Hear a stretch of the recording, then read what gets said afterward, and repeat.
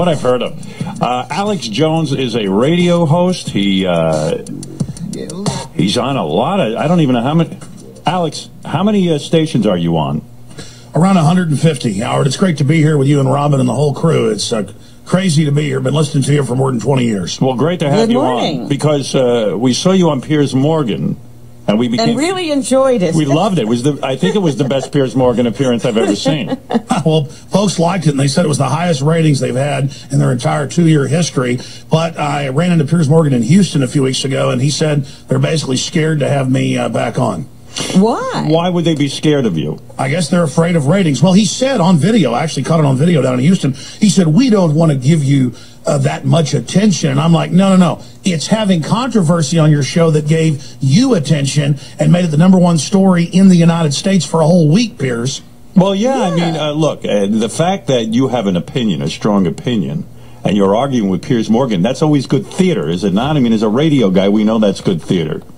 Sure. I mean, look, I was in a bad mood. They were kind of being jerks behind the scenes. What was it like when you showed up? What was it like when you showed up to CNN, Alex? Were they welcoming to you? They were welcoming, but I'd been in that very studio area twice before, and it was really nice. Now it was kind of rotting. The bathrooms were real dirty. Holes in it.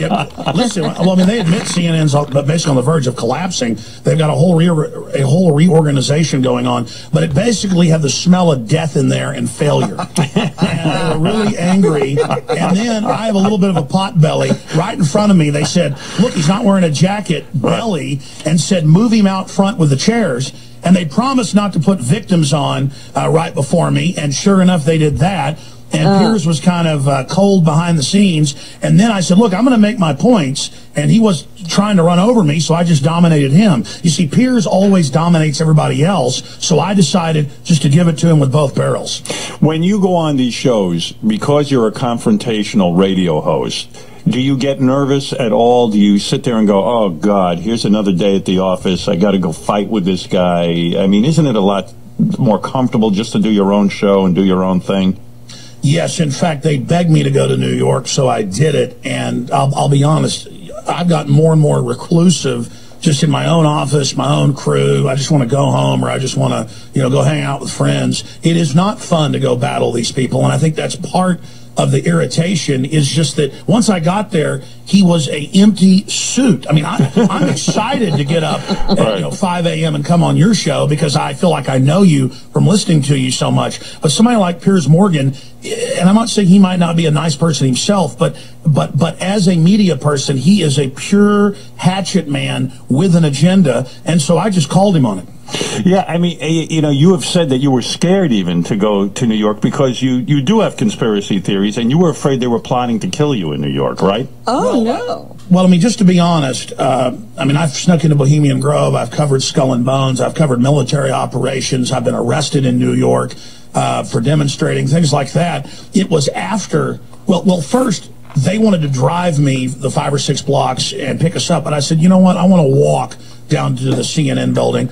And so they had cops in plain clothes that kept popping out. I even caught some of them on video going, hey, Alex, where you going? You planning something? And then when I left, they were following us. And it looked like cops from the movie Goodfellas or something. And then at our hotel, they were waiting for us. And I said, you know what? I think I'm going to get in a cab. We're already flying out of New Jersey. I said, let's just drive out, stay in New Jersey, and fly out the next morning. So, yes, my spidey sense, which I mean, I rarely get up and leave someplace. I had a bad feeling with a bunch of New York detectives following me around. I got out of the city. Yeah, that's it. And you live in Texas, and that's your thing. What, you married guy? Yes, I am. Yeah, and you got kids? 3 of them. And so that's your life now. And when did you start in radio? I don't know your whole history, Alex. I started in radio 17 years ago. Right. And I started out on KJFK, an affiliate that carried your show that was #1 in the city at that time. And then I was on the weekends at first, and then it got high ratings, so they moved me to weeknights. And about 2 years after I was on local radio, I got syndicated.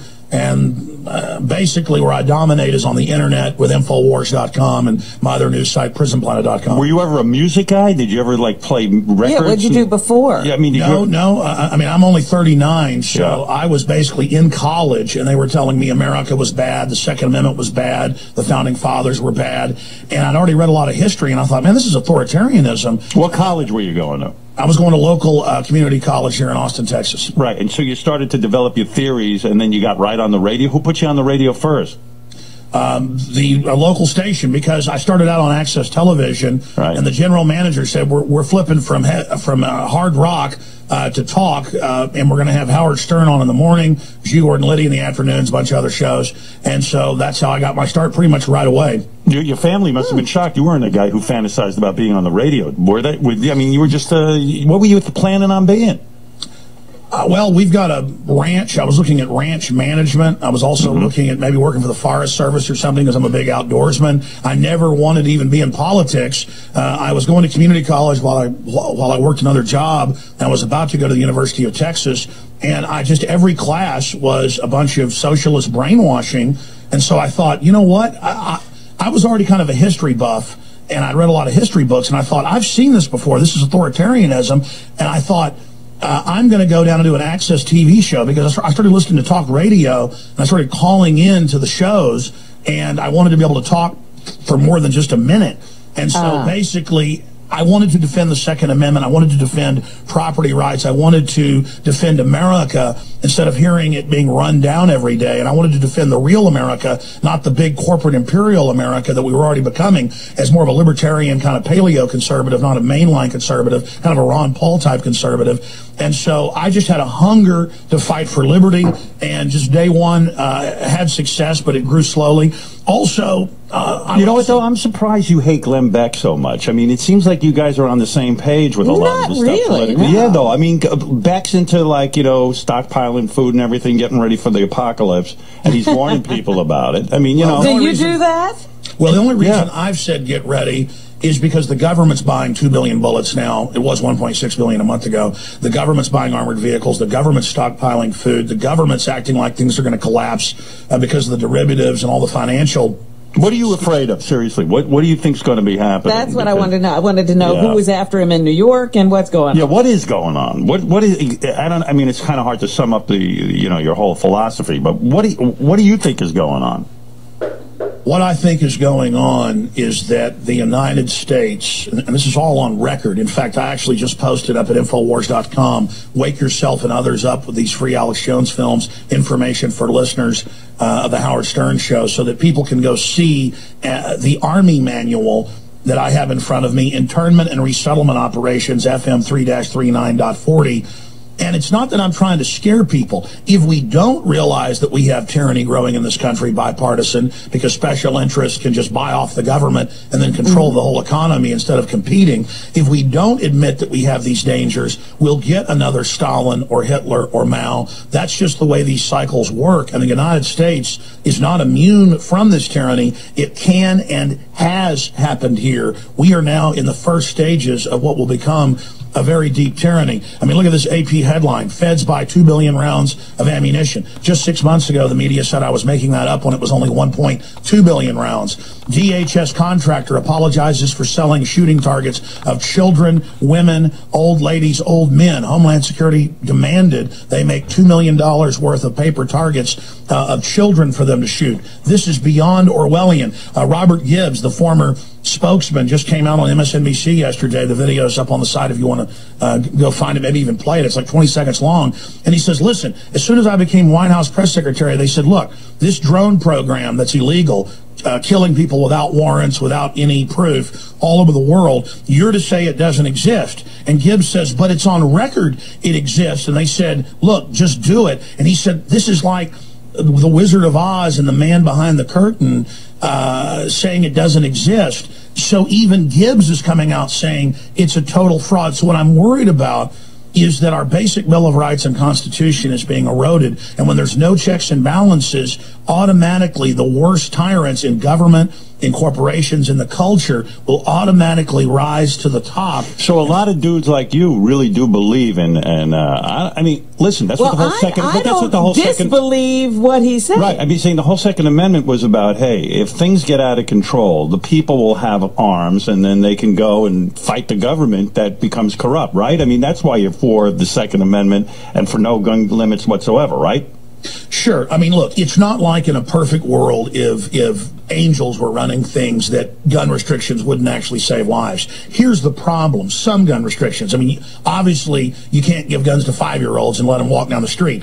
But the issue is, all over the world, global corporate interest, you name it, governments throughout modern history have taken the firearms to oppress. And it's in the UN treaty that they believe citizens shouldn't be able to own guns. They actually state that the state should have a monopoly of force. And everywhere that the gun grabbers are in control, like New York, like Chicago, they have total gun bans for the basic citizenry. It's almost impossible to get a gun permit unless you know all the right people. And then, the mayor and folks have their own armed bodyguard bubble, but they're trying to deny poor people that. So the issue here is they're disingenuous. They don't want the guns at the top because they want to save children. Adam Lanza tried to buy guns 5 times the month before in New Haven, there in Sandy Hook, and was unable to.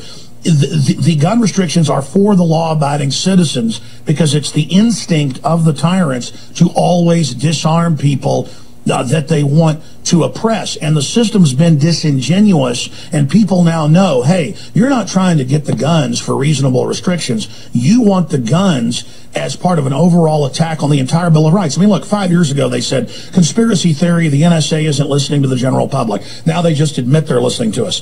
But Alex, don't you lose people when, like, first of all, I love the whole Glenn Beck thing. He called you a terrible spokesman for gun rights, and you called him despicable, and you said you're sick and tired of him. He's a punk. I still think you guys are on the same sort of political bent. I don't even understand the rivalry. I'm not so sure. I'm not so sure. Why are you not sure? Because he's just basically saying that, there are these laws in the Constitution, and people are trying to usurp our powers by blaming, by saying, you can keep guns out of a maniac's hands. And so we'll keep them out of everybody's hands to do that. That's not the way you make a law. And the Constitution already says you can have a gun. But exactly. Alex, don't you lose people with, although, I mean, listen, you're a radio guy, you got to be a performer too, and you got to hold an audience. If you keep upping the ante with, like you said, Mayor Bloomberg probably hired the mafia or undercover cops to pose as crackheads to kill you while you're in New York City, during the Piers Morgan thing.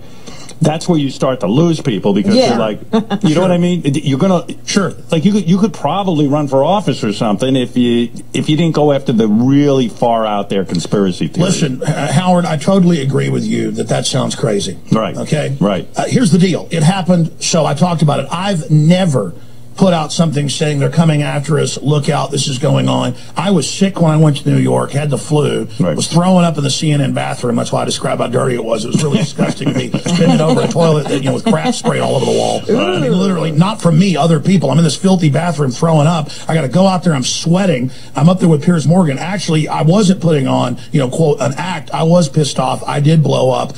But it actually worked out. At first, people were all shocked by it, but then they said, wait a minute. And of course, I heard Robin the day after talking about it. Look, you should be mad. That's being a real American. They said it discredited me, but notice they haven't invited me back because they don't want America waking up out of its coma and getting upset. But listen, getting back to the whole Bloomberg thing.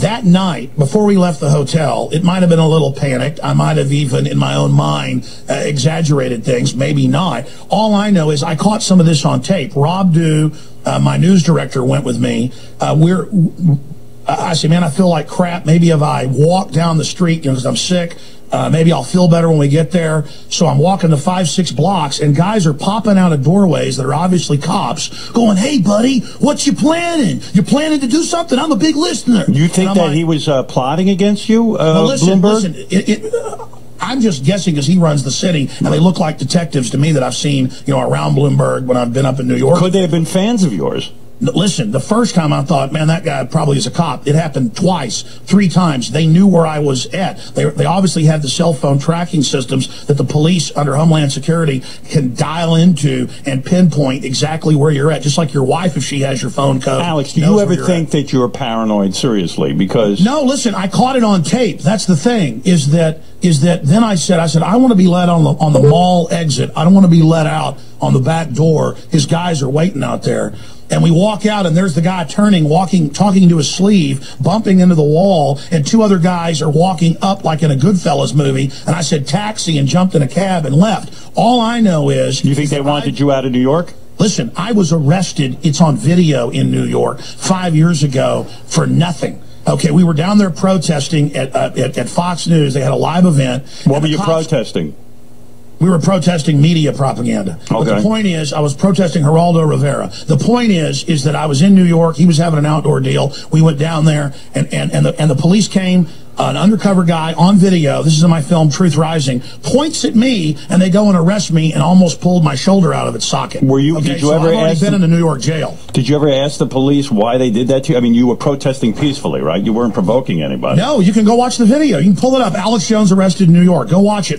Listen, my point is, I know when people are basically hunting you. You know when a tiger is crawling on its front paws about to pounce on a gazelle or something, okay? You know that, and you know when cops are on your butt planning something, they had a look in their eyes like they were planning something. You know the difference when cops have just got you staked out to see if you're planning something, and the difference when they're acting really aggressive and bugging their eyes out at you like they want to tear your head off. And my instinct was, get the hell out of here. You think they don't want you? Now, do you think you're safe in Texas? Is that why you broadcast from there? Listen, I go out. I've snuck on military bases to cover urban warfare drills. I snuck into Bohemian Grove. I, go out there without bodyguards and do all this stuff. I'm not normally a timid person. I'd gone in. I'd gotten my Piers Morgan interview. I had the flu. So when you're dizzy and puking, do you feel like going to jail? Are you in fear for your life?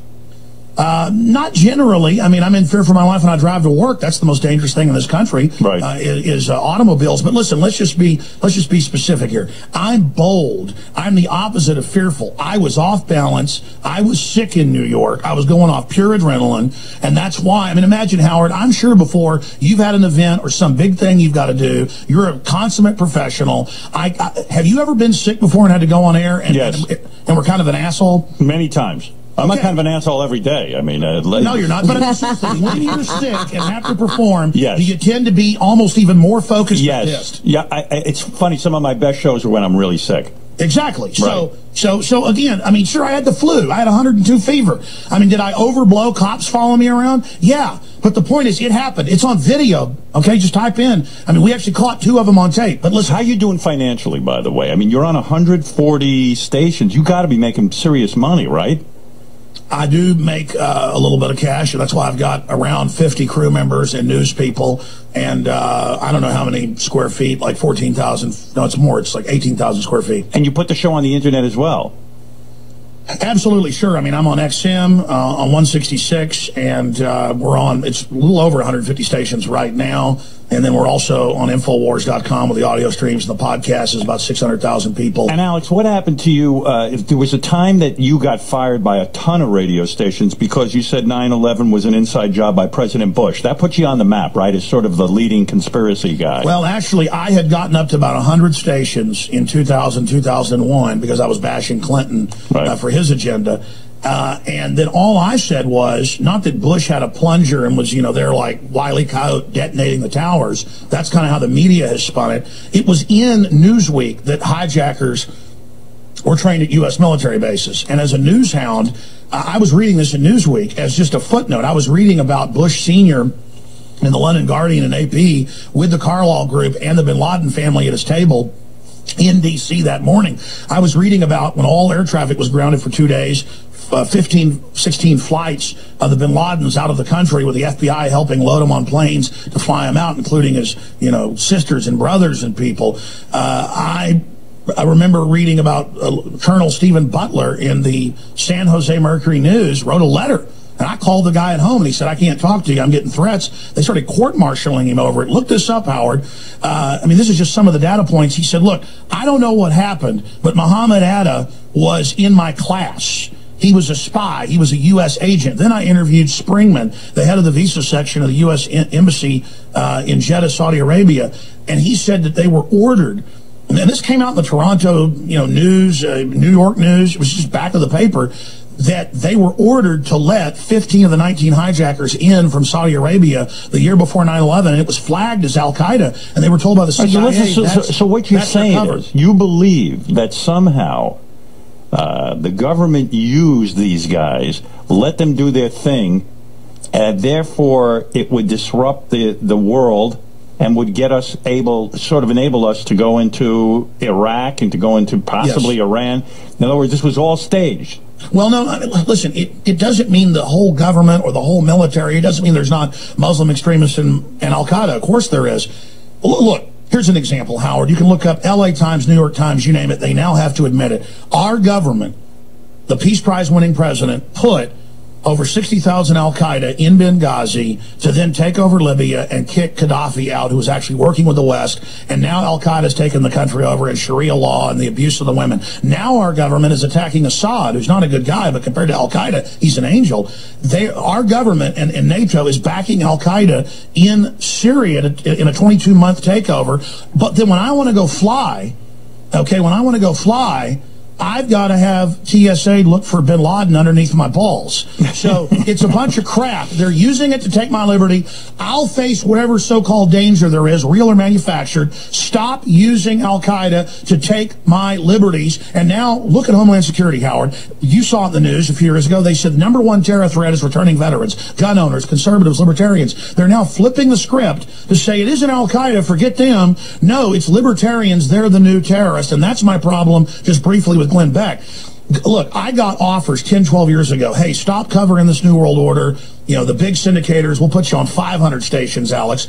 And I wouldn't shut up, and so I lost about 70 of my stations. I didn't care. I built it back up to about 150 now because I'm not going to compromise. It isn't just about success. It's about living in a free country. Explain to me this whole theory you have about putting chemicals in juice boxes to turn children gay. You believe that there's now, why would you want to do that? Why do we want to turn everyone gay? Number one. I mean, who's behind that movement? And what chemical is there that can turn you gay? All right. Now, specifically, I did an hour-long show 4 years ago that got picked up, a hour-long TV special that I did that got picked up by the Huffington Post about 4 or 5 years ago. So it's become this meme where they took out of context where I was showing literally more than 100 articles, and I actually printed some of those off. I'm going to source for you right now. So I was reading about bisphenol A and about hydrofluorosilicic acid and several other chemicals that are in the water, but also in the particular plastics that line the juice box I was showing on air. And I said, in this whole hour-long breakdown rant/news, while I'm showing all these articles and major studies about how the fish are becoming bisexual, the frogs, the amphibians are becoming bisexual, how the fish are committing suicide because of the Prozac in the water, the shrimp are committing suicide. Folks, if you think I'm joking, just type in shrimp committing suicide. That is pretty funny, shrimp committing suicide. Folks, I'm not joking. I swear to God. Sometimes, Alex, bisexual fish. Yeah, sometimes I think, but I think you see the humor in some of this. I do believe that. No, it's so crazy. I laugh at how insane it is. But this is crazy. So you think, because there seems to be... don't you think that your arguments are so far out there? Because you don't have to get that far out. Although I got to tell you something. When I went to summer camp, it was a known thing that they would douse us with a thing called saltpeter. Now, I'm not kidding. And so you know what saltpeter is? You saw them doing this, Howard. I didn't see them doing it. But we were told it was to reduce our sex drive, and they put it in the food. And how horny were you? It didn't slow me down. I'm so fucking crazy when it comes to sex that it just made me normal. You know what I'm talking about? So maybe, but who the hell is putting? No, see, my theory. Wait a minute, Alex, because I know, I can buy some of your argument, but you don't have to go that far out to make the case that the government is not protecting but maybe he does, citizens. or else then he doesn't have a radio show. No. Well, that's true. Robin, my problem is truth is so extreme and crazy that it's worse than I'm saying. Listen, here's one Alex, article. explain too, how does a shrimp commit suicide? I mean, I'm just curious. Yeah. When are they jumping off? Yeah, like, what do they do to commit suicide? All right. The serotonin reuptake inhibitors, one of hundreds of chemicals in the runoff. The serotonin reuptake inhibitors of the Prozac family, Luvox, all that stuff. It kills inhibition. So when you're having a nice day, everything's fine. But that's why the insert says can make you commit suicide or go on a killing spree, because when you have a bad trip, it's in the psychotropic hallucinogen class, then you don't have the compulsion control anymore. And so it's the same thing with shrimp. Crazy Yeah, but what amounts. are they doing? Well, Yeah, let me tell like, you, how do you they kill swim yourself? right up. Normally, shrimp hide down in the undergrowth in the seagrass. Shrimp become aggressive and go feed right at the surface and don't care about being eaten. Just type in, please, fish committing suicide because of chemicals in the water. And you say there are more bisexual fish. Listen. How do you heard know? about, in some cases, He seems to know. Half the fish. Listen, Yeah. exactly. You've now been at the store, I'm sure, and seen it says, hey, our plasticware is bisphenol A, BPA free. Right. Okay, because of my work and countless others' work and mothers caring about their kids, they are, by law in Canada and Europe, removed bisphenol A, one of just dozens of these plastic chemicals that are, quote, estrogen mimickers. And what the Huffington Post didn't report 4 years ago when they made fun of me was the rest of my video. They clipped out that short clip where I was saying, why is breast cancer up 3,000% in the United States? And why are we leading the world in it? And I showed studies that bisphenol A hyper-feminizes women. That's why they're going into puberty now at 6, 7, 8 years old, having kids at 10, instead of 14 being the average puberty. And that it makes males feminine, women hyper-feminine, and then accelerates the aging of the cells in the mammaries and other sexual cells that are generally the ones that end up developing cancer. So a 30-year-old woman at the cellular level has the breast DNA of an 85-year-old woman. Bisphenol A is killing women. My grandmother is almost 90. She's got breast cancer. But what about young women? What about my wife? What about my daughters? What about my wife's mother who had a mastectomy? This is a serious issue. And I said we can make jokes about juice boxes making little boys gay, but this is giving women breast cancer, and they cut it out and said, oh, look at the right winger, saying they want to make kids gay. That isn't what it was even about. It's a byproduct. Are you anti? How do you stand on gay marriage? Where are you on gay marriage? I don't care about it. Well, listen, I'm a libertarian, so I think people should be able to do whatever they want. Yeah, right. Good. Okay. What happened when you went to... So this is not a homophobic thing. What happened when you went on the show The View? Was it a disaster? I didn't see tape of that. No, it was great. I mean, I took it over. Right. But, I mean, what's the point? They wanted to basically make fun of Charlie Sheen when I was on there. Right. And, Is he your buddy? I've known Charlie for about 8 years. I probably stayed at his house 15 times. He's a really, really interesting fellow. And that I would say, yes. And what the happened? reality is beyond even what people hear. He's a really, really smart guy. So, like, when you go over Charlie's house because you become friendly, he's a fan of yours, right? He buys into a lot of your theories. Sure, but I shouldn't have let the meltdown happen a year and a half ago on my show, because it was first Martin Sheen and Emilio Estevez that were listeners. It was Emilio that turned him onto the show in my films, and then Charlie invited me out there, called me back in like 2005. And then, was it culture shock for you when you went over his house? No, well, back then he was all clean and just incredibly smart and incredible energy. The guy would sit there, up till 2 a.m. just talking about quantum mechanics and stuff. Does he know what he's talking about? Oh, he does. But see, the issue is, and he explained. Well, how would you know? Do you know quantum mechanics? I do. I'm into stuff like that. Sure, I mean, that's what I'm into. That's your thing. Charlie described it this way. He said, I go through phases. He goes through phases where he goes and rents an industrial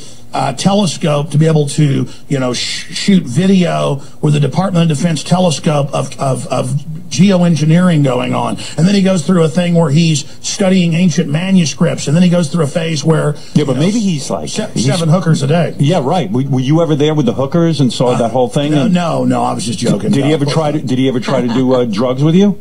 No, listen, I've never seen him do drugs. All I've seen him is smoke Marlboro Reds and drink tons of coffee. Were you ever into drugs? You know, I mean, I've been honest about it. Growing up in Dallas, Texas, I experimented with this and that, but every time sure. Pot? Yes. Ludes? You know, I never really liked, I mean, I tried hard drugs once or twice. LSD? I'm not going to discuss that. The point. What do you mean you're not going to discuss? What do you mean? What do you mean, Alex? What do you You're mean? on it. Alex, did you do LSD? I'm not going to. No, I didn't. I didn't have sex with that woman, Monica Lewinsky. No. Why don't you talk about drug use? Seriously. I smoked pot, but I didn't inhale. Did you? How come you don't? Do you want to run for office or something? So Listen here, I got to tell you something, Howard. I did not have sex with that woman. I've never done LSD. Alex, why don't you talk about that? You seem pretty honest. Why don't you talk about stuff like that? Because it's a distraction and overall diversion, and I might have a glass of wine now. Right. And I don't even smoke cigars anymore. So, I mean, that's basically it. I mean, I'm a clean guy. So if you admit that you did acid, it would hurt who? Undermine your argument?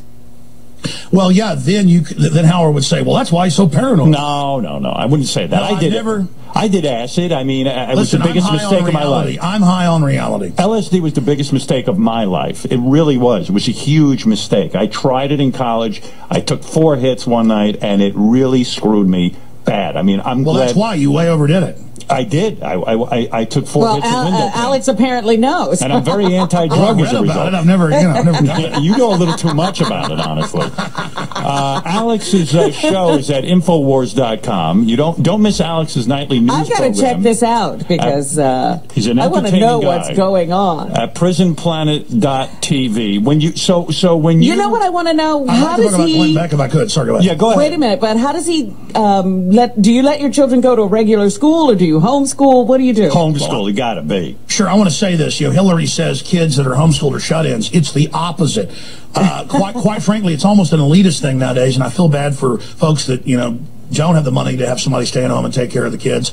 But, I mean, it is doctors, lawyers, scientists, artists. I mean, my children are homeschooled. Who teaches them? Your wife? And 5. Yes, my wife. But really, there's all these homeschooling events. Something like 9% of Austin, where I live, is now homeschooled. And it's just constant events and sporting events and spelling bees. But I would think it's exhausting to homeschool right. kids. It actually is exhausting. In fact, I'll be honest. I mean, it's good when they're really little so that they can stay innocent, because then they can actually develop their creativity. But do you have any fun, Alex? I mean, did you watch the Academy Awards? Or would you do something frivolous like that? Or are you constantly involved with political stuff? Listen, here's why I can't watch the Academy Awards. Go I know ahead. Zero Dark 30 is a bunch of torture porn fiction. You don't think that happened? Having Michelle Obama shoved down my throat. I mean, for me, seeing the propaganda, Howard, it's torture. No, it's not real. It's all fake. Well, let me understand something. Do you think Osama bin Laden was killed during the when we found out? When do you think he got? Well, do you think he's alive?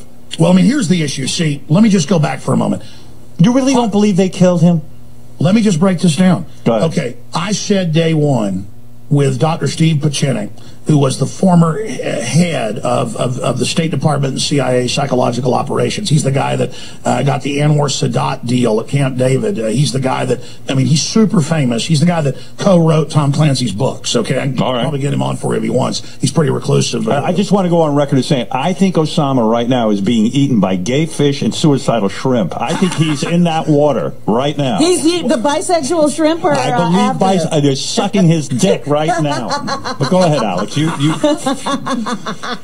did you guys search engine the suicidal shrimp to find out I'm not lying? No, I haven't done it yet, but not yet. We're going to go home and do homework. Shrimp on treadmills. Did you shrimp on treadmill? Benji, what's it say about suicidal shrimp? Yeah, no, I looked it up. It's he talked about now their intention might not be suicide, but like you said, they swim. They go out of their minds when they swim to where they're not protected. Right. Right.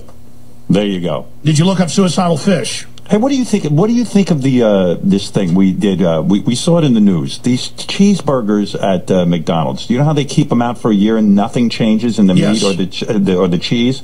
What do you think's going on there? Well, of course, Super Size Me, showed that years ago. That's right. Well, here's the deal. The truth is, this is what we're talking about. I mean, here's the Huffington Post headline. Harvard study confirms fluoride reduces IQ in children. Fluoride. Absolutely, massively increases bone cancer. But I mean, just getting back to the... See, I want to answer that, but should I answer the bin Laden first? I don't know. We're all over the place. We're all... there are too many questions on the table. Go to bin Laden. Is he being eaten by gay shrimp or not? Well, listen, here's the deal. Dr. Steve Pachinik said in 2002 on my show, and he's a doctor, a medical doctor, not just psychiatrist. He said that bin Laden died of kidney failure and where he died. And even CBS News reported he was at the American Hospital in Dubai dying in 2002. This is what's insane. But that he would be rolled out later by Bush. But see, Walter Cronkite came out before he died. And then Madeleine Albright came out in 2004 during the election, Bush's re-election. And so did Kerry's wife, Hines. Kerry. They all came out. Look this up, folks, and said... I can't believe this. Wait a minute. Let him finish. Yeah. And listen, I swear to God, look it up, you'll have it. Maybe you'll have the video. Wrap it up. Wrap it up. I got to hear what you're going to say. Go ahead. Well, I'm just giving you sources, so your listeners know this isn't crap. Okay. They all came out and said, Dr. Pachinik's right. Bin Laden has been frozen. He's at the Dover Air Force Base, and they're going to roll out. I'm serious. I'm not laughing because I just felt they're going to roll out his. I don't blame you for this. Robbie's right in there with you. Don't worry. They're going to roll out. No, I just don't believe his death now meant anything. But listen, here's what I'm saying: because Walter Cronkite and the former Secretary of State, Madeleine Albright, came out and said, Bush, don't bring out his body to get reelected. They couldn't do it, so they kept him frozen. And then they had the Navy SEALs go to a house to get the thawed-out dead body. And then they blew up the Navy SEALs when they got on the helicopter so that it wouldn't actually get out. And then 2 weeks later, I talked to one of the Navy SEALs whose buddy died in SEAL Team 6 here in Austin. I talked to him. Remember, 23 of them blew up on the helicopter in Afghanistan. They then blew up the guys so they couldn't tell the truth. And now it turns out no one saw the body thrown off the aircraft carrier. But who's going to all this trouble? They and fired everybody on the aircraft carrier. And how are they? And what about this guy who's in the military who just said he's the guy who put the bullet in bin Laden's head, and he's saying that he can't even get any kind of help in terms of assistance or money from the government. He can't find a job. I mean, he seems pretty legitimate. He put a bullet. It's all part of the psyop, so it's believable, so you feel sorry for him. Listen, it's all complete, absolute. Who's behind all of this, Alex? Who is it? What is this Carlyle group? You mentioned them. Saudi Arabian major group that is one of the major controllers of that, right along with the Queen of England, the Saxe-Coburg-Gothas. The Rockefellers are a huge, huge part of it. It is the old mega money that makes their money out of government contracts and monopolies. I like Michelle Obama on the Oscars, Alex. I thought I think she's terrific, an excellent representative. She handles herself well. And her and Bloomberg can now tell us what to eat. What? Her and Bloomberg can now tell us what to eat. Yeah. But wait a minute, Alex. She's more on your side than you know, because she just wants people to be able to eat real food. I know, but she's only worried about, she says it's calories, and yeah, she talks organic. That's good. Okay, so I'm not saying that that's not a good thing. You're actually right. But listen, I'm not even saying Obama himself is a demon incarnate. He's reading off a teleprompter. Not saying he's not a smart guy, but those guys are so busy. It's a schedule. They're being handled. Listen, Alex, on your show, do you ever handle anything frivolous? Like, do you like Michelle Obama's bangs, or would you just like not even get distracted? Or do you go to the top 5 or anything? Right, yeah. I mean, seriously, do you comment on Scary Spice? You do. Yes. You feel she was a good choice for America's Got Talent? Well, I think black women like that are really sexy. So yes. Have you ever slept with a black woman? Well, I'm not going to talk about it. Why not? Everyone wants that to and know, LSD, Alex. he won't. Alex, what happened to you? Dallas, Texas. What happened to you? I did grow up in a chocolate city. No, listen. Yeah, it sounds like a lot of acid and black women in your past. Do me a favor before I run out of time, Alex. And by the way, Alex is promoting his, of course, Infowars.com and his nightly news program at prisonplanet.tv. Would you take a few phone calls from some of our... Sure, I will be here as long as you want, but can I answer the hamburger thing? Yes, go ahead. Yes, hamburger. Okay. Again, I'm not going to say this on air because it's so outrageous. I want you guys to search it. This is something that predates even the FDA. the Food and Drug Administration, they were allowed, and the big secret in food over the last 100 years, that if you called something a food additive, you could add addictive and toxic things. A lot of things that are toxic, like aspartame, are also addictive, which they now admit it's causing type 2 diabetes. CBS News just last week. So what is McDonald's? It's not just McDonald's. I don't want to just single them out. Just type in one ingredient. McDonald's adds silicone to McNuggets. Now folks, that's gross. You're talking about silicone. Well, you never tasted silicone. Silicone's good. I won't eat that shit. Well, listen, silicone is a foaming agent. They fry liquid plastic and you eat it. Everybody knows what that does to you. So the truth is, it's so adulterated and designed to be able to sit there for a year so they can still cook it, and so no one could ever get food poisoning. It's been irradiated. By the way, so many additives. You've got to be right about that, because how could a hamburger sit on a shelf for a year and not change? I mean, I mean, it's outrageous. It's mummifying your colon. Yeah. Well, and why do they do it? Because it's just cheaper, right? No, they do it because they want to create homes for the shrimp at the bottom of the ocean. They need to mummify your colon for a home so the shrimp can live in them, the gay shrimp. Isn't the whole plan to kill Wait a minute, Alex. in all seriousness, I'm listening you here. I'm trying to understand. Isn't the whole plan, according to you, to eliminate 80% of the population so that this new world order can take over the planet? Absolutely. You know, you mentioned who's doing it. I have over there on the shelf Ecoscience, published 1974, the year I was born, by the current White House science czar, John P. Holdren. Now, it's scanned online for free. Type in Ecoscience John P. Holdren, and he's the current science czar, and he did this for the Rockefeller Foundation, and he says in 74, we need a global government to carry out an orderly population reduction, and he says we need to add chemicals to the food and water to reduce fertility. Now you can argue there's too many people. The point is, folks, yuppies there are too many people. But yeah, the yuppies say, okay, get rid of people. Okay, well, who are we going to get rid of? Who are we going to kill? The point is, they're hitting us all. Are you for abortion? I'm for it. I mean, there's so many unwanted children in the. I know you were crying the other night about children, and you. What was that? Yeah, what was that, by the way? But what happened to those children? But seriously, Alex, what are we talking about? Who was crying for children? You. In 2011.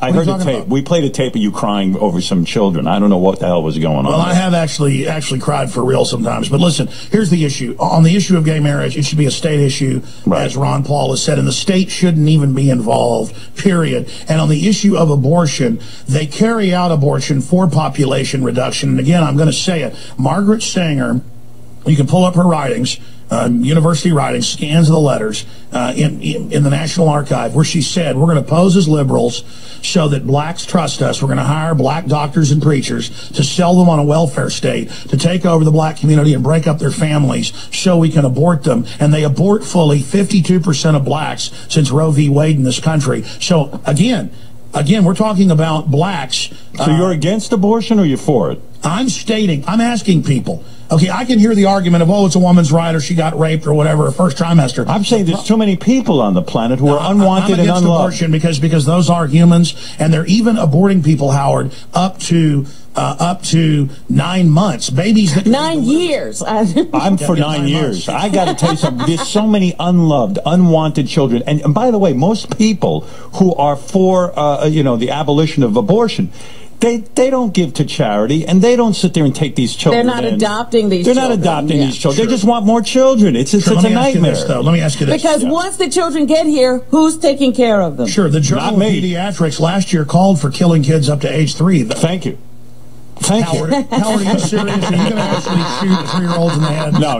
I'm not going to do it. We have people who do that. No, I'm for abortion. I'm not for 3-year-olds being killed. I'm for abortion. No, but here's the deal. Yeah. These are the arguments. And again, there's always arguments for it. You can argue on both sides. The problem is medical tyranny started with abortions, and then it started with the mentally ill, and then it started with the handicapped, and then it went to everybody in a place called Nazi Germany. Aren't you for amniocentesis, and if the child is Down syndrome or something, aren't you for the abortion?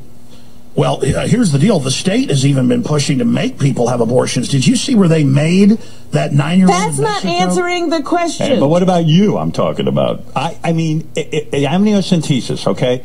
Your wife gets pregnant, you do it, and you find out the kid has horrible birth defects, it's going to have a miserable life, lots of health problems, you would get an abortion, right? I mean, you would advocate that. I would.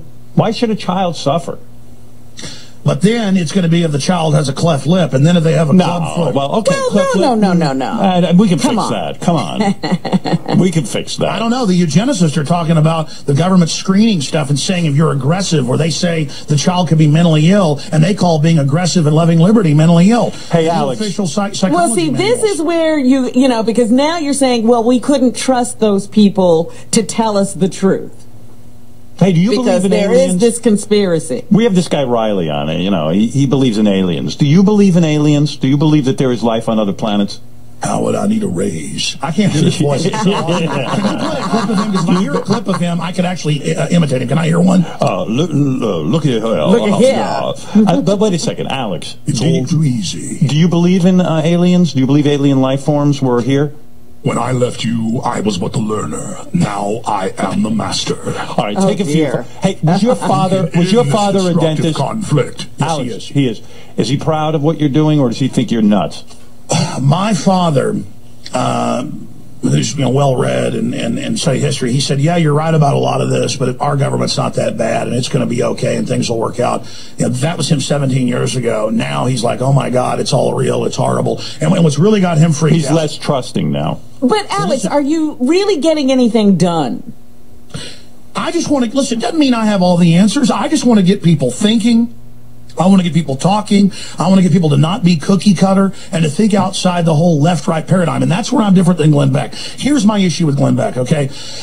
Glenn Beck behind the scenes, and I know you went through this too, Howard, because I've read your book and watched your film and have listened to the show whenever I get a chance to drive in the morning, for 20 years. Here's the issue.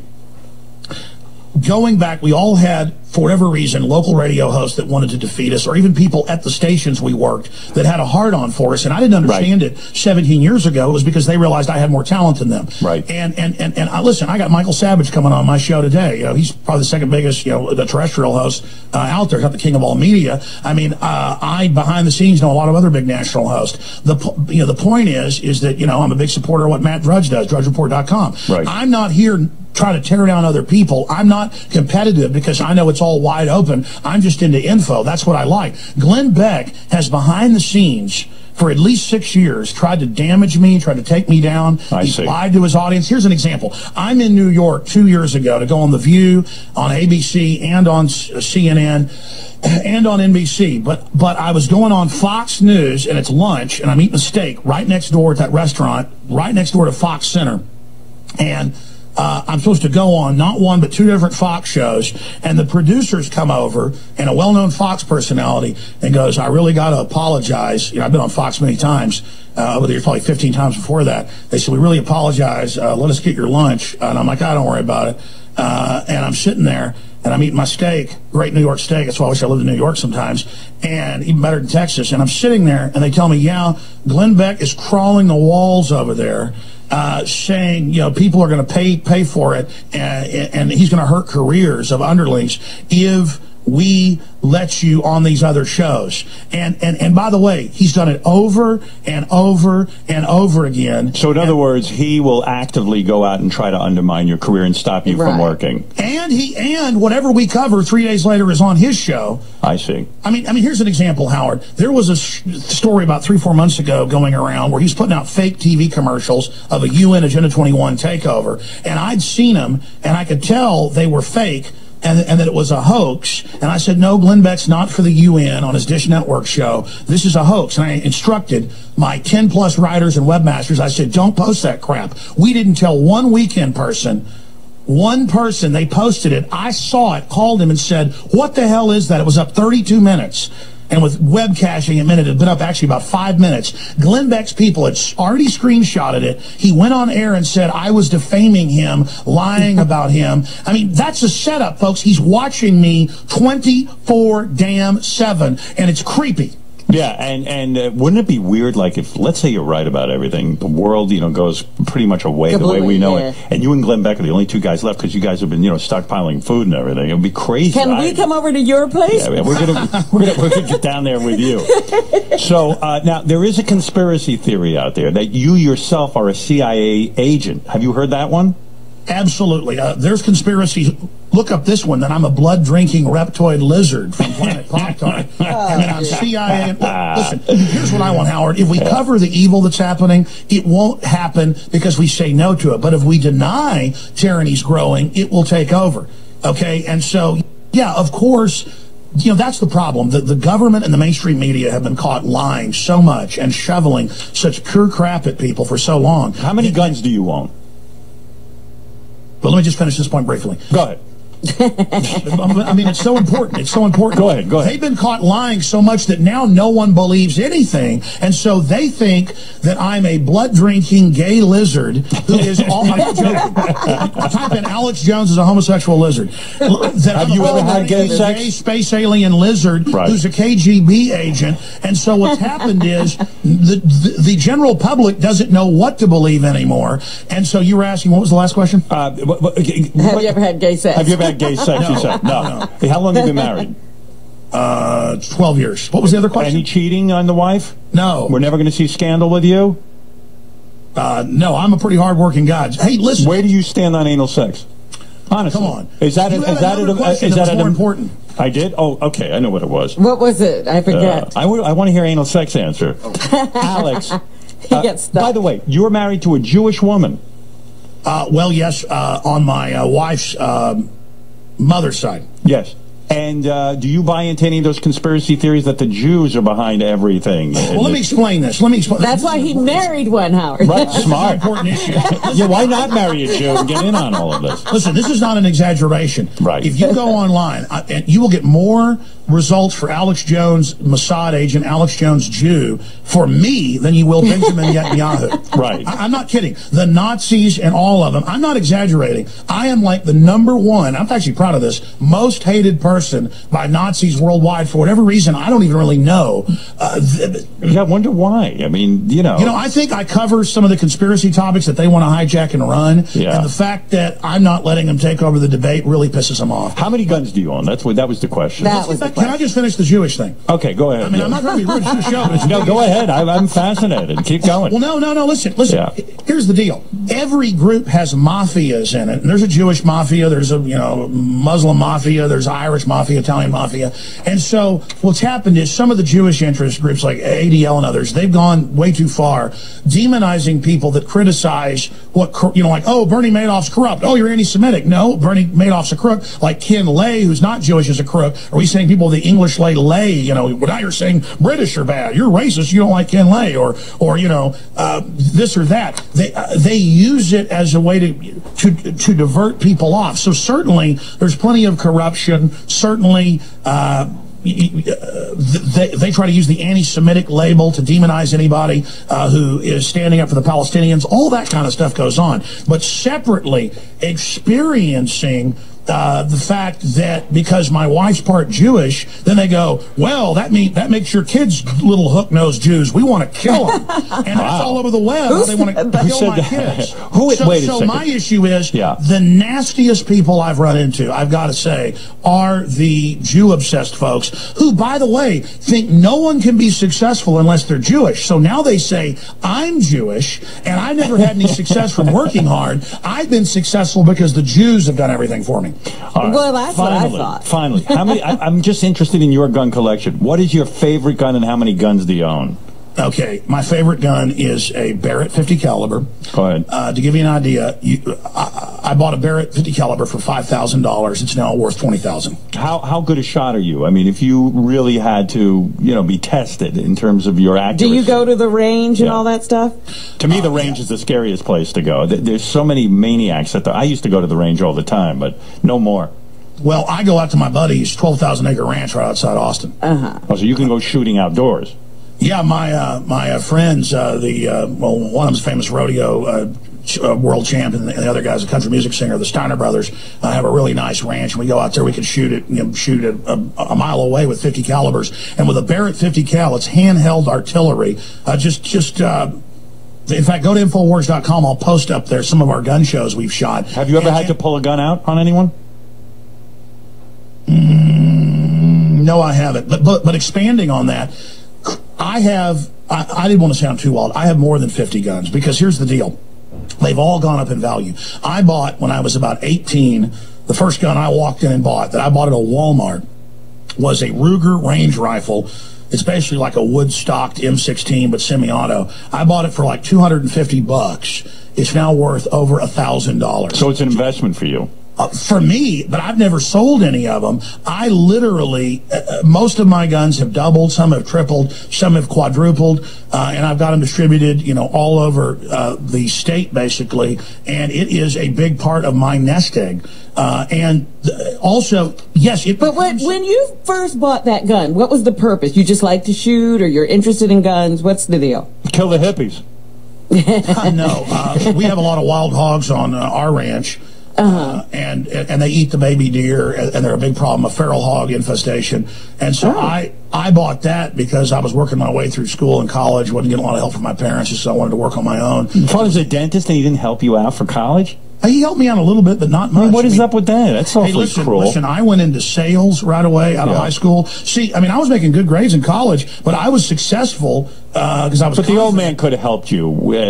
He's got. And he was only going to community college. Yeah, it's not that expensive. My dad did buy me a green Mustang on graduation. He did. All right. Well, that's more important. Absolutely. When did you lose your virginity? It seems to me you got married very young. You haven't had a lot of time to screw around. So. Okay. Well, I'll talk about that. Good. All right. Yeah. I'm a stud. There's a theory that you have only had sex with your wife and you've never had sex before that. That was the conspiracy. Well, I don't think sex is a bad thing, but I don't think I've ever even talked about this. You were a stud in college? I was a stud in high school, bro. No kidding. Football player? I did play football, but I wasn't that good. Ever have a threesome? On acid? Actually, my wife. Were you ever on acid with a threesome?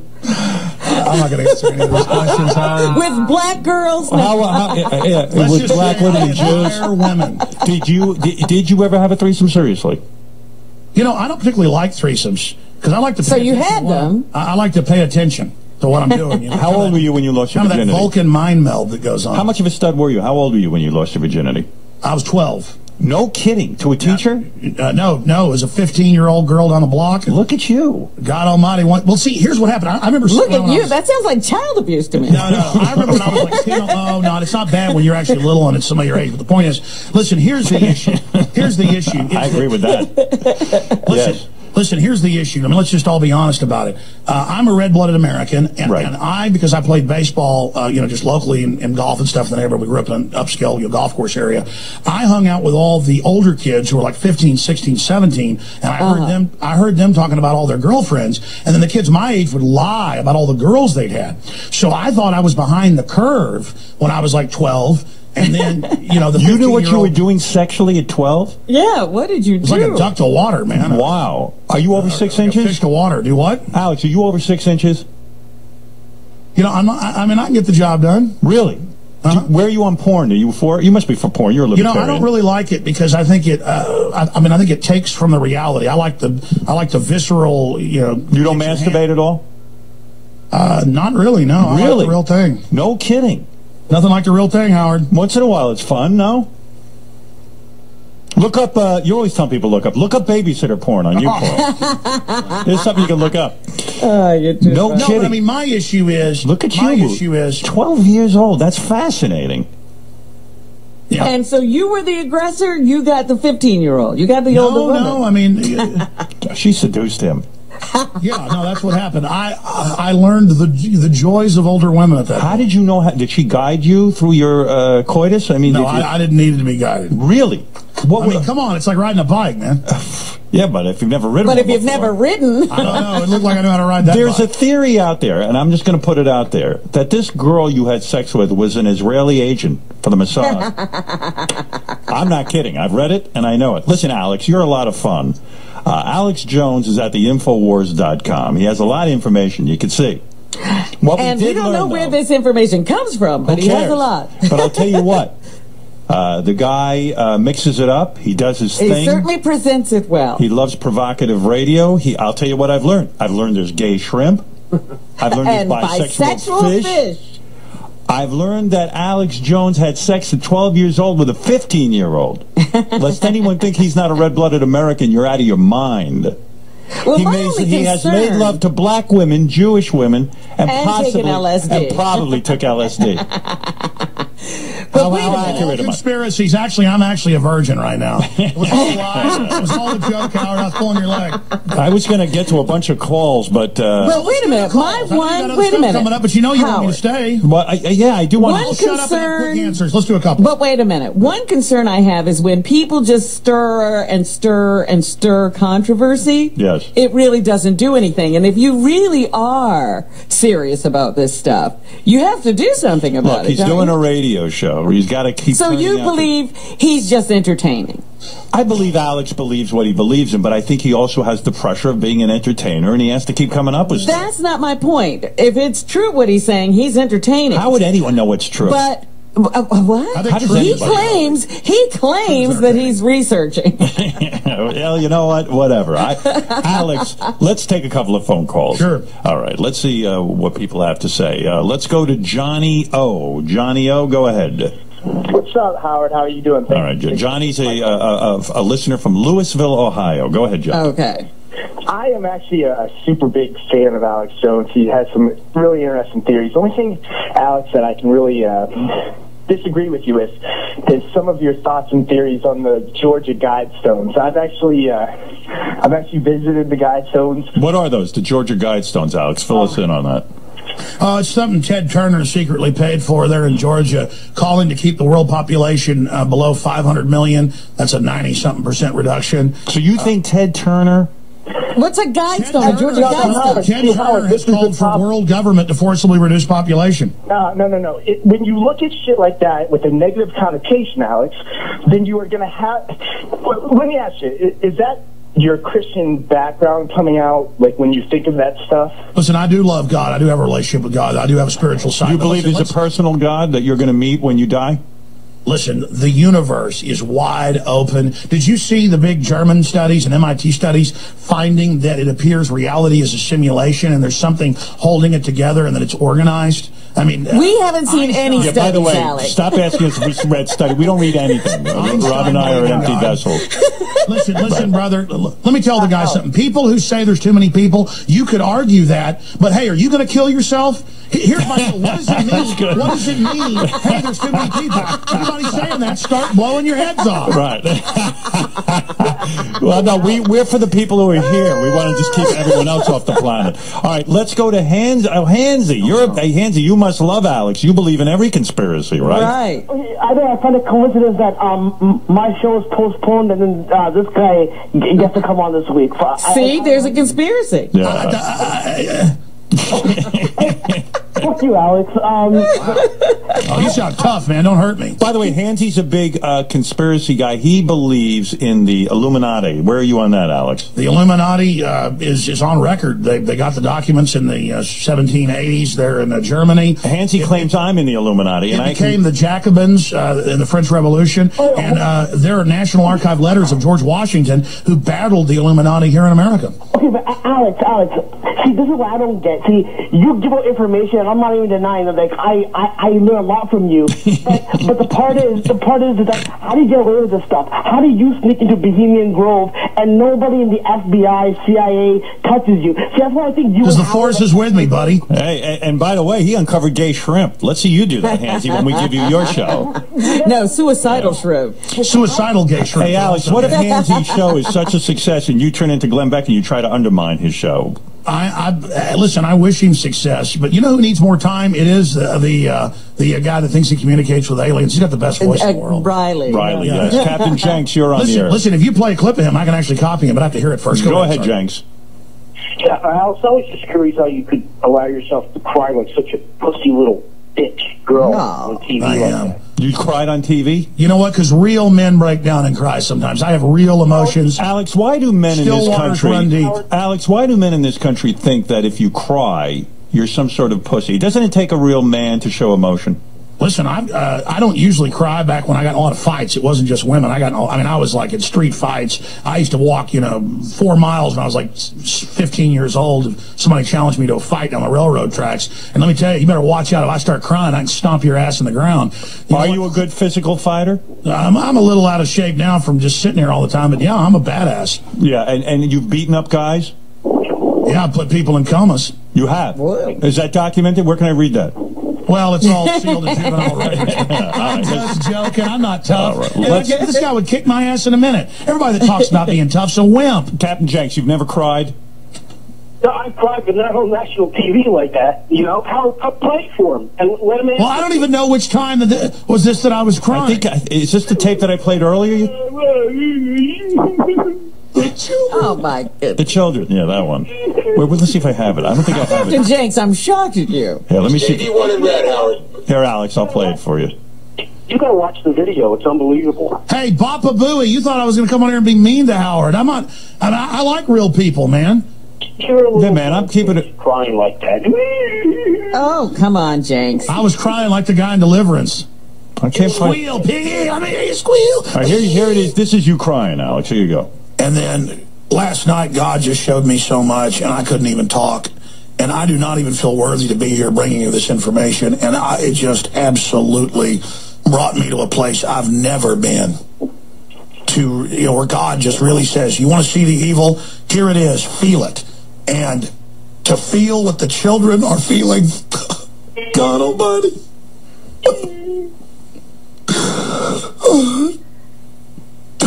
Alex, performance or real crime? No, totally real. Totally real. I have. Listen. You know that Fleetwood Mac song? Yes. Yeah, here comes the crystal visions. I keep my visions to myself. Yes. Yeah, I mean, Howard, you ever had a vision? Yes. Yeah, I have visions all the It time. involved a threesome. Wait a minute. You have visions all the time? What is your vision, Alex? What's the last one you had? Well, I mean, no, what is a vision? No, just incredible epiphanies times 100 where you have amazing understanding, but also things open up, and it's called discernment. And then when you can actually study history and evil and also look into the spirit of evil and then look into what the spirit of evil is doing, that is a vision and an understanding of the globalists and the snuff. That happened to me on ayahuasca. That's right. That happened to Well, Robin. I don't need to take ayahuasca to go to that place, but go ahead. I got to tell you, Alex, I've learned a lot this morning. I do have to wrap things up because, we do take breaks, but I got to tell you. Do you go to one of those big mega churches? No. No, I don't go to church. Where do you don't go to church? Establishment BS. You know what I'm startled. I'm startled that Alex is a big Scary Spice fan and actually excited about her joining AGT. That's amazing. That was the biggest surprise of the morning. I didn't know where you would stand on that. I didn't know. What? So you don't go to church at all? You just do your own thing? I have a relationship. I can feel the spiritual energy.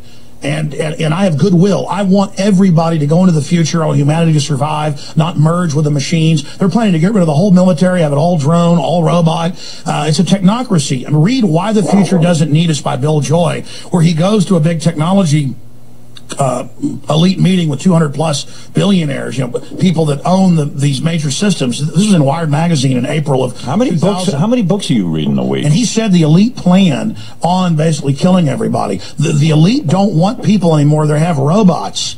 And so we need to have Well, this who are the debate. elite going to be with? Hey, how many books are you reading a day? I mean, you got some amount of reading you're doing.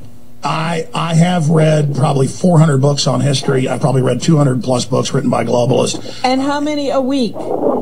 No, I don't really have time to read a lot of books anymore. I kind of read through bibliographies and I see where things have been sourced, and I order the book or look it up online. What is the most Cross-check. trusted? What is the most trusted news source to you? I always thought the New York Times. You don't believe that. The most trusted news source is having a long-term memory and an understanding of history and human behavior and the globalist agenda. But what do you following the read? news. What do you read that you trust that you think is on target? I read everything.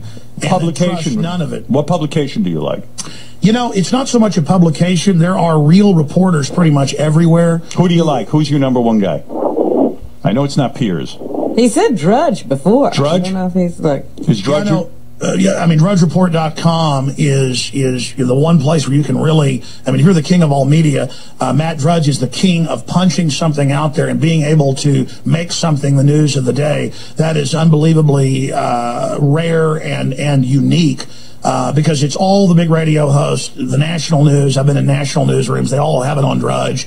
And so Drudge is a place I check all the time. Have you ever interviewed Jesse Ventura? Yeah, I'm good friends with Jesse. I would think so. I mean, you guys have a lot of the same things. I actually have you been down to Mexico with him? Did you go down to Mexico? No, I haven't had time to go down there. But his son helped wake him up. Jesse already knew about the Kennedy assassination, and his co-author helped wake him up to a certain degree. But Jesse's, you know what? I don't agree with Jesse on a couple issues. It doesn't matter. The guy's real. All I want is reality. All I want is real damn people, not fakes. All right, fair enough. Well, he does, Howard. Yes? Howard, he does have a point, because even on 60 Minutes a few weeks ago, they did this segment on robotics. Right. And they said robots are going to take over the working world. And then the reporter from CBS said, well, what are regular people going to do? And the guy did not answer. He was like, these people are going to take over the work. There's going to be no work for people. We have to fix the robots. Let me leave you with one That'll be point. Very few people, Howard. Let me just take one chilling point as we leave here. In literally hundreds of white papers by MIT and others, and if you want this, I'll send it to you. I'm not kidding. What they say they're going to do is they're going to, in vaccines, inject us with what they call an anti-stress or anti-drug use vaccine, but they're not even going to tell you. And if you look this up, they go, a new vaccine, this is 3 years ago, is going to cure, and this is where it's all going, is going to cure stress. But they're not really vaccines. They're genetically engineered nanotech viruses that go in and eat selective ganglia and neuron clusters in the cerebral cortex and other areas, which are a selective lobotomy where you will be a biological android. And we have evidence they're already testing this on the military and others. So soon, if we don't turn this around, the plan, you're hearing the ultimate secret here, is to add to flu vaccines and other things. Did you take the flu vaccine? Absolutely not. You would never take it? No. Do you get your kids vaccinated? No, never had any. No vaccines whatsoever. And that's what's spreading the flu. It actually doubles your chances of getting the flu to get the flu vaccine. You didn't give your kids the polio vaccine? None of it. But isn't that a disservice to everyone else? I mean, you know there was wait a minute. If you've had the vaccine, you're covered. That's right. So why wouldn't you do that? So how is it a disservice? Because everyone has to take it in order to keep polio off this planet, which was a major scourge. Look this up. Dr. Salk, the original polio vaccine had SV40 and killed conservatively more than 100 million Americans that have gotten cancer since the 50s. It killed them with that weaponized monkey virus, the SV40. Look it up. And the original stocks they're still using is what's causing this. And look up last year. But you don't think polio being off the planet is a major innovation in this country? Okay, look this up. Right. Look up German government takes clean vaccine, or Chinese government has secret organic gardens. Vaccine technology is real. The problem is they're adding stuff to it. Listen to this. This is key. Look up 46,000 children paralyzed last year. 46,000 children paralyzed in India from flu vaccine. And it's back of the paper. They're spreading the polio with the vaccine itself. But Alex, aren't you in danger of scaring people so much that things like polio... Well, this is what I'm saying. You're constantly stirring and stirring. Right. You're not really getting anything done. I'm warning people. Listen. I'm afraid to take vaccines. You should be wanting to take over the government and fix things. This is the way it's going. My mother doesn't take flu vaccines. Just about 15 years ago, she was running triathlons. She's still a master swimmer, and she wins silver medals in major competitions. She must have a great body. But the point is... Why are you asking him about his mother's body? I'm just curious. If she's doing that much athletics, she must be pretty hot. Well, my mother did look like a supermodel when she was younger. But the point is, getting back to all this... My mother's a D cup. What do you think of that? My mother... And I've seen them. There you go. Right.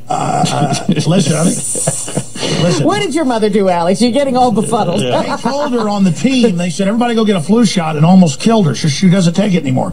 Did you see the news the other day? I'm worried that everyone is afraid of these vaccines. Polio vaccine is a great thing. Wait a minute. Howard, did you see, here we were carrying on. Wait a minute. We can't trust anybody. Listen to me, because I'm telling you, he's on to more than you expect. The other day, yes, wait a minute. I thought he was locked up somewhere. All right. The other day here, 2-3 weeks ago, we were debating flu shot, no flu shot. Right. Everybody's taking the flu shot. Everybody's being told about this great flu epidemic. Yesterday, the news was that the flu shot that you took was only 9% effective. Oh, please. Alex, aspirin good or bad?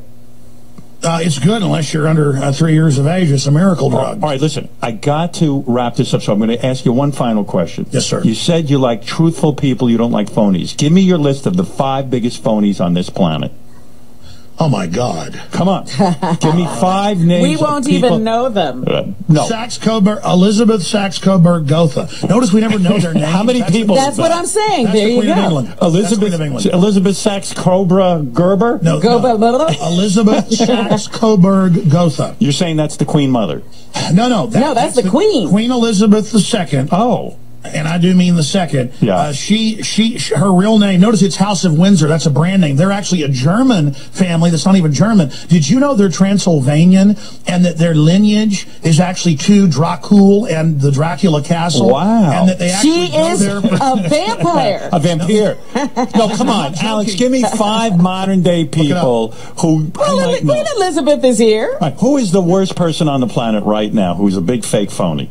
Well, I mean, look at how the Pope's having to resign, all these other cardinals over transvestite parties. Right. So you're saying the Pope Transvestite parties? That's right. No. Have you yourself ever been to a transvestite party? Are you worth $5 million? Did you sneak into the transvestite party? Alex, are you worth $5 million? I see those. Is that site that tells you worth? Yes. Does it accurately guess yours? No. Yeah, it doesn't accurately guess mine. Are you worth more than $5 million? I'm not like Glenn Beck that goes, I just signed an $80 million contract. Right. So where are you at financially? Are you a multimillionaire? I'm not going to talk about money, man. It isn't cool. So money, acid, and black chicks, you're off record. Well, let's just be clear here. Let's just be clear here. Yeah. I've got a big ranch that our families had that they got in a Mexican land grant in 1830. But I don't really come from what you call a rich family. Didn't you pay $800,000 for that ranch? No, I can't even buy anything for that. Anyways, the point is, that I was going to say, where's your ranch, in a swamp? It's at the CNN building. All right, listen, Alex, we've yented it up for an hour and a half. They're doing what's that ink blotter thing they do? Rorschach. Yeah, they have like shit all over the walls, like a Rorschach painting. What do you mean they have shit all over the walls? He said that Pierce Studios are falling apart. Yeah, but let me tell you. Okay, I've been in there a couple times before. Very same floor. Been on Joy Behar, you name it. Been to CNN multiple times before. It used to be all glistening nice. Holes in the carpet. Light bulbs burn out. Everybody looking freaked out because they're running out of money. You're saying. But listen, let me tell you what happened. So I'm sick, and I'm like, oh my God, the flu. I got to throw up again. So they put me in this green room.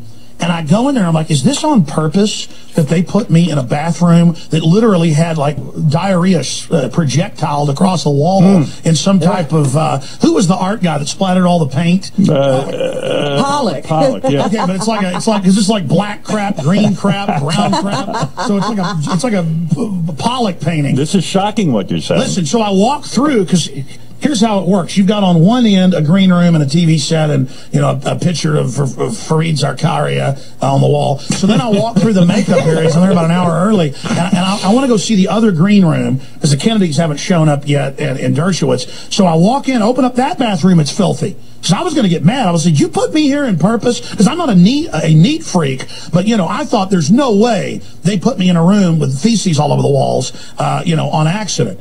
Okay, so then I was going to get pissed because I was, I had the flu, I was angry, I was stomping around, just going on adrenaline, and I go, and it's dirty too. So then I go out and go down the hall because I'd been in there before, a few years ago, back when I still smoked cigarettes. I snuck in the common bathroom and smoked a cigarette. I'm just joking. Anyways, so I went down to the common bathroom, and it was dirty. So I was kind of doing an inspection, kind of like you check the kitchen, and I'm telling you, that place is a sinking ship.